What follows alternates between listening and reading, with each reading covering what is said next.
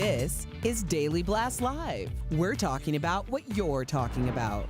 Real, honest, entertaining, live. DBL starts right now. 3, 2. Nice and strong, Christian. Thank you. Welcome to Daily Blast Live. It's Friday. Yes. We made it. October 9th. I feel like we lived 5 years in this week. It's been a long one. It's been a long one, man. I am Tory here with Al, and Stephanie joins us from home. Good to see your smiling face. How are you, my love? I'm doing all right, thank you, darling. How are you? How are you, Al? You both good? We're good. I'm loving the royal blue today. Is that royal blue? It's a royal blue, all right. and she looks fantastic. All right, let's get straight to this. Hear thee. And she's got good sleeves on that one. All right, Canadian rapper Tory Lanez is now facing felony charges in connection with the shooting of Megan Thee Stallion in July. Let me tell you guys the story. Megan has been very vocal about this incident where she was shot in both feet. She also named Tory as the alleged shooter on social media in August. Tory was hit with 1 count of assault and 1 count of carrying a loaded, unregistered firearm.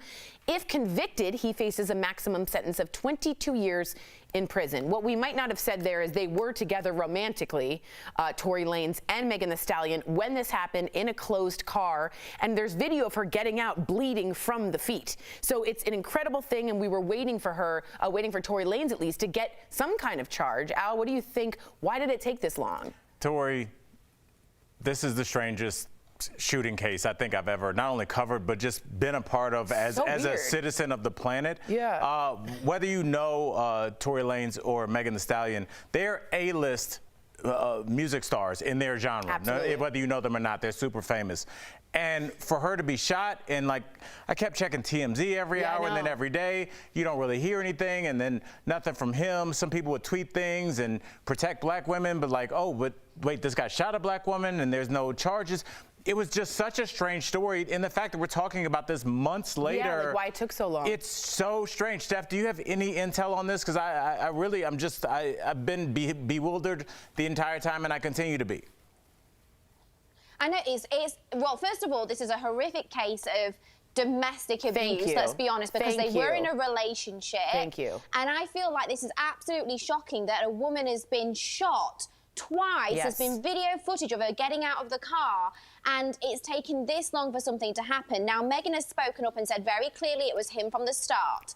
What I don't like is what Megan is saying, so this is allegedly, this is her words, is that his publicist was paid to go on numerous different websites, forums, Twitter, everything else, saying that she was making it up and it was not him. So there were a lot of false accusations made by different publicity teams, which is petrifying to think that someone thinks because they're an A-list celebrity with a publicist that they're above the law and that they can put out all these false rumors trying to, I don't know, sorry, I can't remember the right word, but he's basically trying to say she's lying.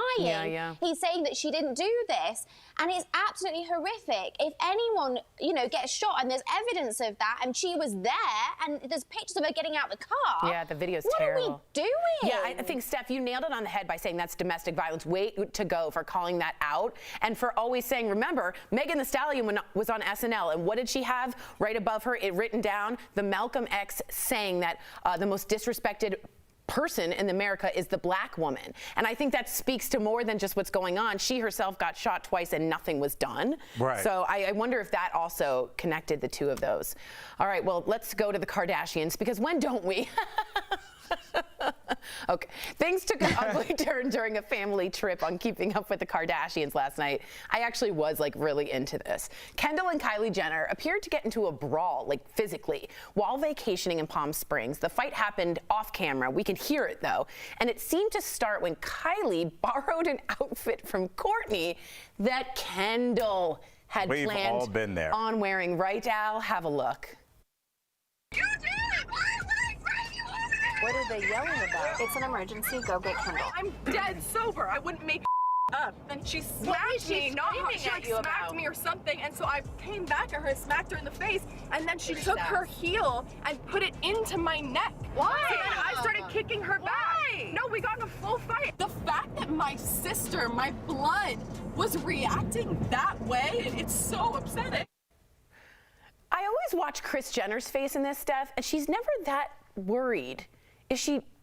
Oh, is she just like... How convenient as well. Just before she said it's my job to make sure all the girls get along, and then they go on a vacation to spend quality time. And to say that they film all day long every day with producers and iPhones and there's cameras everywhere, they didn't capture the fight. Also, how interesting that he have refused to buy them out because there's not really as many viewers. And I mean, like, what are we learning and seeing into the family? Whoa. Is this staged? I think so. You think the whole thing is numbers are going staged? down. Wow.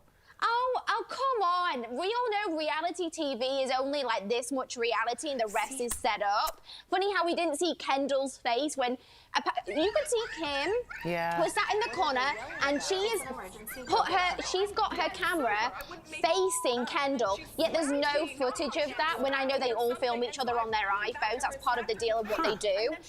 So come on. I mean, have we all got in fights with our sisters? Yes. But are you going to shove the heel of your shoe in someone's neck over an outfit? Please. Can I ask a question as an ignorant man? Sure.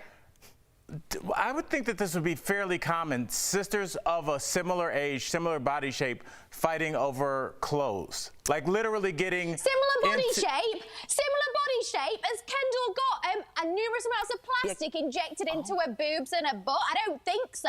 She's the only bloody natural one out of them all. Sorry. Wow. Actually, that's true. One is she's more stick thin and tall. Kendall's more I don't curvy. know. You are ignorant. You showed your ignorance. I wouldn't know which one of those. If one of them walked up and shot me, I'd be like, somebody, there's some woman of similar body shape shot me. Who's your favorite, Al? If you had to call out your favorite Kardashian, you know very little, you had to say it. Who's your favorite Kardashian?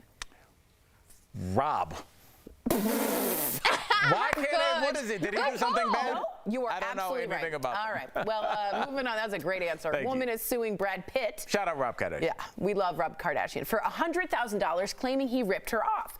Here's what happened. The woman says she paid Brad $40,000 to appear at events she was organizing for her charity, his charity, but Brad never showed up. The woman, the healthcare CEO in Texas, claims she and Brad developed such a close online connection that he even brought up marriage. The problem is, he was a scammer. No. He was pretending to be Brad Pitt the whole time. But she's still suing the real Brad Pitt. Now his lawyers filed a countersuit saying Brad never had any dealings with her and are asking the court to dismiss the case. Why? Because it's the worst lawsuit in the history of our country? If she was to win, that would mean that anybody could just say, I was interacting with LeBron James. Turns out it was my cousin Joey, but I still am suing LeBron. Joey? This is ridiculous. First of all, there's a thing called a blue check mark. Second of all, you should know Brad Pitt doesn't get out of the bed or brush his teeth for $40,000. Yeah, that's so embarrassing. So I don't know, I'm not trying to, this person was financially. Taken by a scam. People have done that a million times over. And everyone's been falling for a scam. I fell for a scam in the Empire State Building. Someone's like, I'll be your agent. Just go get me $200 for photos. Remember this back in like 2000 when you didn't really know? I went to the ATM, came back up, never heard from him again. Headshot photos for your career. For my career. Okay, yes, and don't put that in quotes because that looks bad. Okay, I do have a career. Steph, have you ever had a scam? Have you ever fallen? I was so mad. No, I've not had a scam like that, no. But I will tell you this. One of my good friends in England for a very long time was like a body double, or he actually, for Brad Pitt, they look very similar. Whoa. He's a very handsome young man. And Brad Pitt actually was in touch with him because he used to go and do a lot of events for him, openings of like things in like Las Vegas that Brad couldn't attend. And Brad actually wrote to him and was very complimentary and very sweet and said, thank you so much for never doing anything that would put my name in shame. Aww. And he got offered a lot of money to do some interesting videos, shall we say, and he always turned everything down, and Brad was like, thank you so much. Wow. So, yeah, he's a Do you good think guy, it was your and he does friend watch that was out about for to this get kind of married to stuff. this woman? Yeah, was your friend the fraud? No, oh my gosh, no, Do you guys know where Brad he would Pitt, never. Do you guys know where Brad Pitt's from and why he's a seemingly good guy? You guys, anyone know? No. Missouri. He's like one of those salt of the earth guys. But that has nothing to do. It does. I think you can't just say Missouri like, oh, well, we all know. What? That's all I have to say. That made no, but then you can't just say I rest nothing my and say, case. Tory wins, Al loses. oh, just yell a state out and you win. All right, we want to give a big DBL shout out to Larry David, the Curb Your Enthusiasm star, married his girlfriend Ashley Underwood on Wednesday. They've been dating for 3 years and actually met through Sacha Baron Cohen and his wife Isla Fisher. This is the second marriage for Larry. He and his ex were married for 14 years and have 2 daughters. If you don't know, Lori David is his ex, and she's an incredible green environmentalist activist. So I wanted to put her name out there so it's not just his ex. Well, good. And it had nothing to do with the story. So when we had 10 seconds, you want to throw in a random fact about a person that has nothing to do with it. That's why people tune in, Tory. Ready? Missouri. Stephanie, stick around. Coming up on DBL, Love After Lockup relationship advisor Dr. Ish. Why are people marrying inmates, and is dating criminals worth all that trouble? Plus, we're feeling all kinds of 90s nostalgia. The biggest supermodels from that time are reuniting. Me? No, you're definitely not in that. And Stephanie's got the details in Fashion Fix Friday. And as we go to break, we have to give a shout out to our wonderful coworkers producing the show from home. Me? No, our producers. We'll be right back.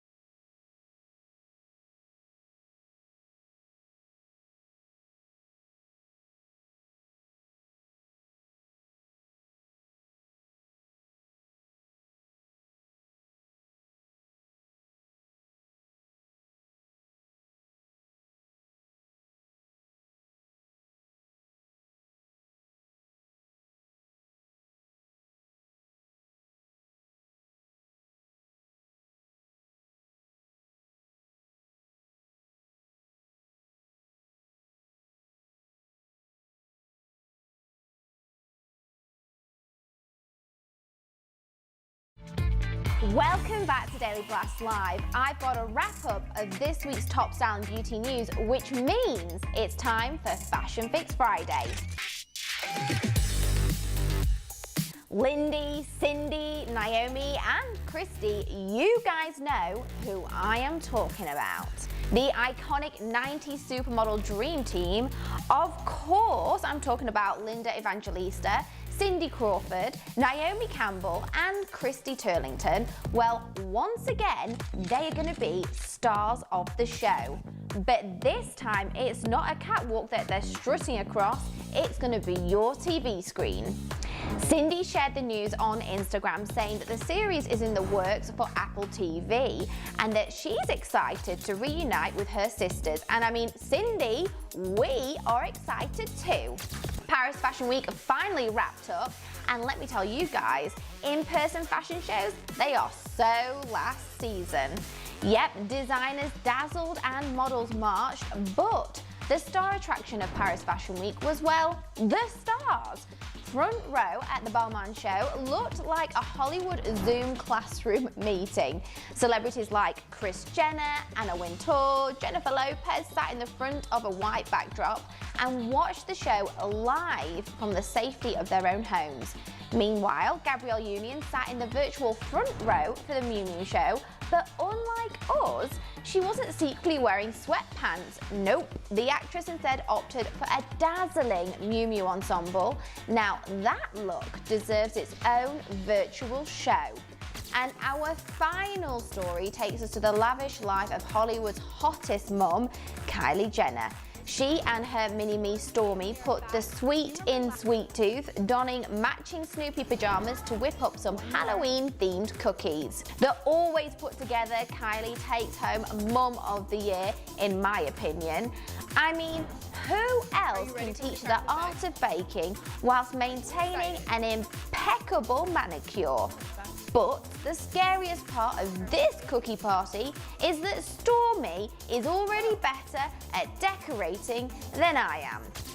And I guess that's just the way the cookie crumbles.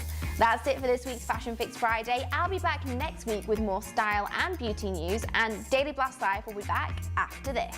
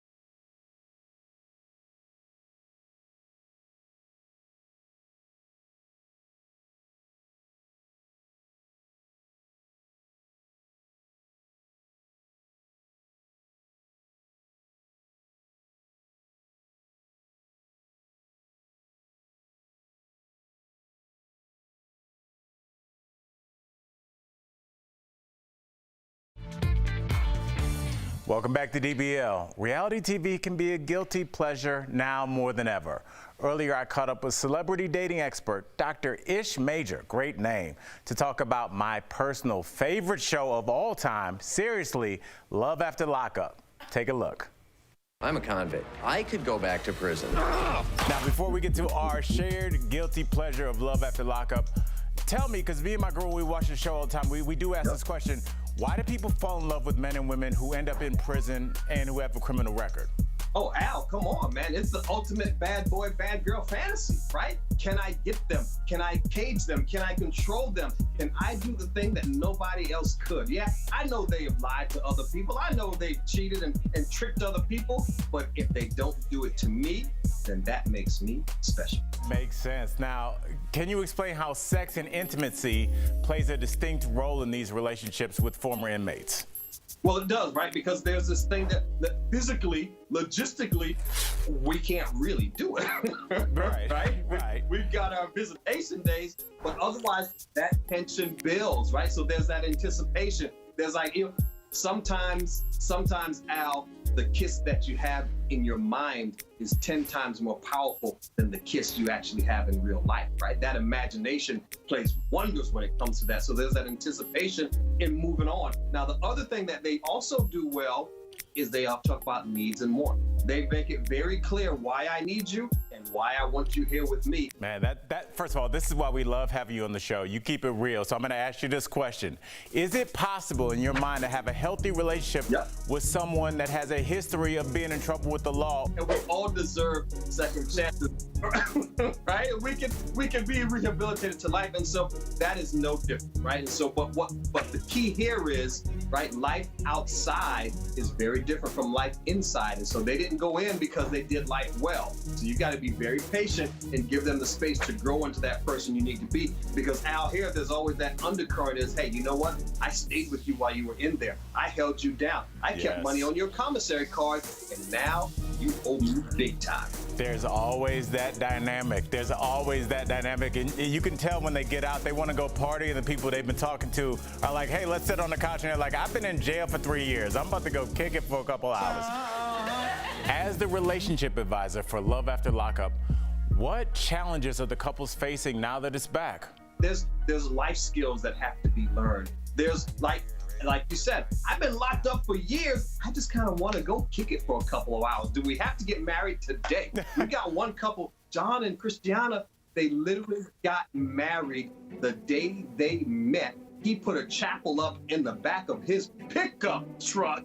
She said yes, but Christiana does not know that the big day is upon us and that right now we are heading to my mobile wedding chapel in the back of my truck. And they got it done.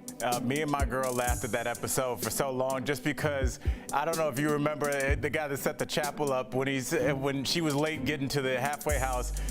She goes, how much time is it going to take? He goes, we're going to be 30 minutes late if we do 85. I will never forget that. So this show has given me so much. I love this show, and I love that you're the relationship advisor because you are going to keep it real on what I consider the most real reality show on TV. Thank you, Dr. Ish, for joining us on DBL. Check out the return of Love After Lockup tonight on WeTV. We'll be right back.